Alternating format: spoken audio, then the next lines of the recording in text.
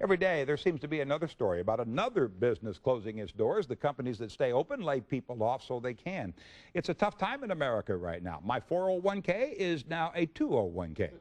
Everybody in America is feeling the pinch except the guys who play games for a living. What a country. Here's George Reba. While the average sports fan is being pinched by the economy, the salaries for professional athletes has seen little, if any, change. We're definitely seeing a little bit of a trend, down or not status quo, and then those guys are just out spending money like they're printing it. But yeah, it sort of gets me. I thought some of the baseball and the football would come down, especially this offseason, but it really hasn't too much. People who deal with out-of-work executives say their clients don't feel any animosity toward athletes and their salaries. Although they may be very jealous, most of them communicate the fact that if they had that kind of talent, they'd ask for that kind of money too. The recent signing of Albert Haynesworth by the Redskins for 7 years, $100 million, seems to indicate it's business as usual in the NFL. Rushed, hit, sack, fumble.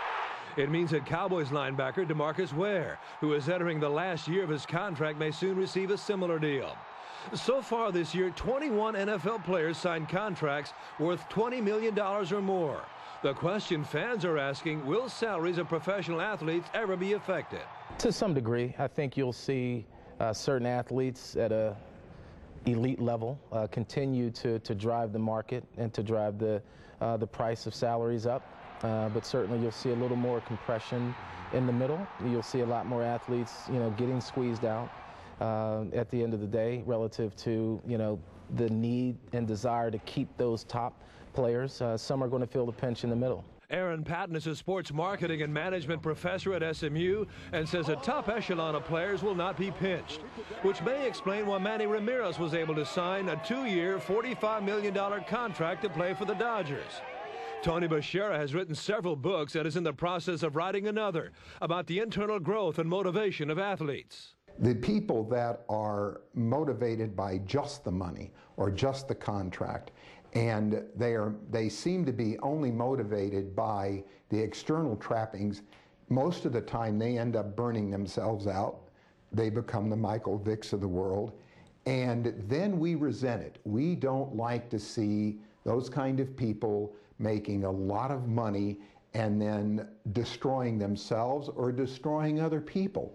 So then we get real sensitive to it. They go, well, why is a schmuck like that who destroyed his life and maybe some other people's lives, why do they make all this money? Why am I going to spend my money when they're not coming back and giving back to me or acting like a prima donna, where it's like, at least if they felt like they were laying their soul on the line, you'd feel different. But how many players in the league do you really think are putting it all out there?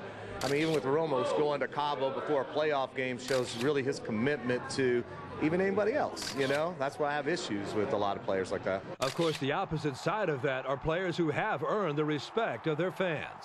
A good example is Roger Staubach. People that are quality people that have integrity and character, and the community knows that. Boy, they don't mind seeing them making a lot of money. A Michael Jordan, people like that grew as much on the inside as they grew on the outside. NFL owners opted out of their players' contract nearly a year ago, which means the salary cap may be gone by 2010 with the possibility of a lockout after the 2011 season. That's the same year the NBA's agreement with their players will expire. Mavericks owner Mark Cuban says you can see the impact on baseball and the NFL already. I don't see it getting any better anytime soon. Teams are reducing pricing like the Mavericks have been doing for the last 4 years. We have $2, $5, and $10 tickets, and other teams in different leagues are copying us. That will definitely impact what players are paid going forward. Major League Baseball's collective bargaining agreement runs out in 2011 as well, and so does the NHL's player contract. 2011 has the possibility of becoming a year of sports unrest. Jim Lights of the Hicks Sports Marketing Group says guys in baseball are getting shorter-term contracts, so that tells you where it's headed. In hockey, if there is less money, salaries will have to come down because it's tied to the salary cap. The market is dictating a lot, and relative to price sensitivity and what the market will bear, they'll figure it out. And at the end of the day, sports is a diversion, it's entertainment, and has tended to be recession-proof, and I think that'll hold to be true this time around as well. So while the economy continues to claim jobs, the bottom line is that sports salaries never seem to go down, and they won't, as long as the money continues to roll in and fans continue to buy tickets to watch them play. Georgie for Channel 8 Sports in Dallas.